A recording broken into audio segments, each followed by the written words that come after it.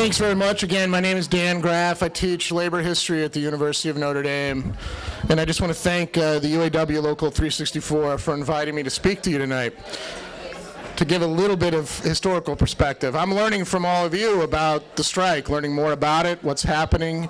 I'm going to go back to Notre Dame and talk about it there.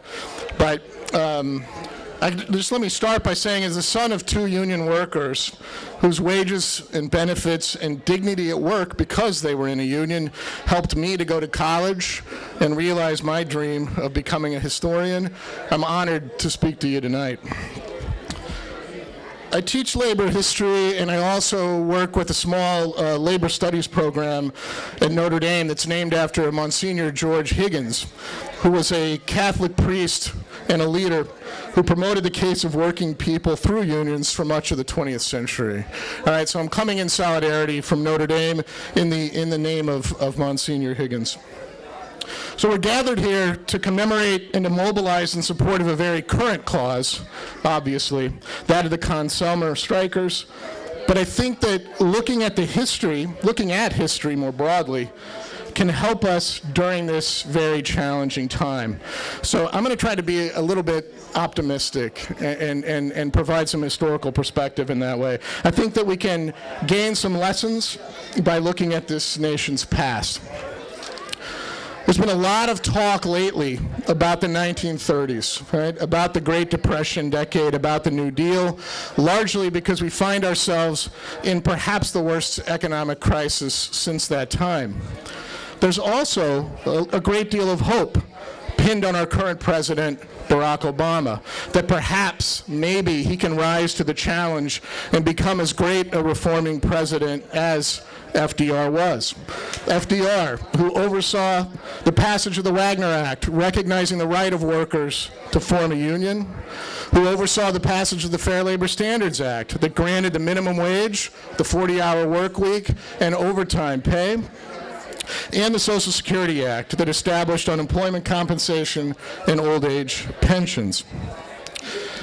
I, too, have great hope that we might be on the verge of a New Deal, one that places workers and their interests at the center of our economy by putting people above profits as the true measure of our country's success.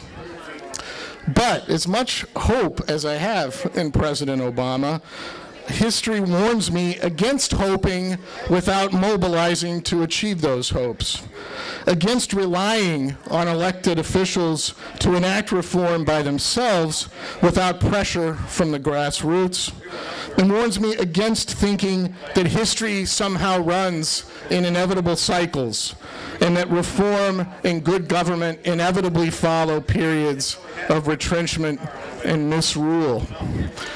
But taking our cues from the 1930s, when FDR was president, we can learn these lessons, I think, in dramatic form. First, none of the New Deal labor laws that we commemorate FDR for passing, none of them were passed during the first 100 days that everybody's been talking about when FDR came into office and unleashed the New Deal. In fact, none of them passed during his first 2 years of office. In fact, they weren't even early priorities for him.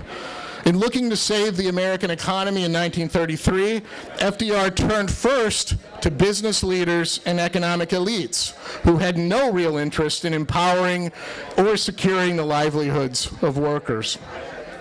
It was only because workers themselves were agitating, striking, and marching in 1933, 34, 35 that FDR's attention turned toward workers and unions as allies. So FDR deserves credit for making that turn, but it was a reactive turn. It was workers themselves who were mobilizing and demanding. That's something we need to keep in mind.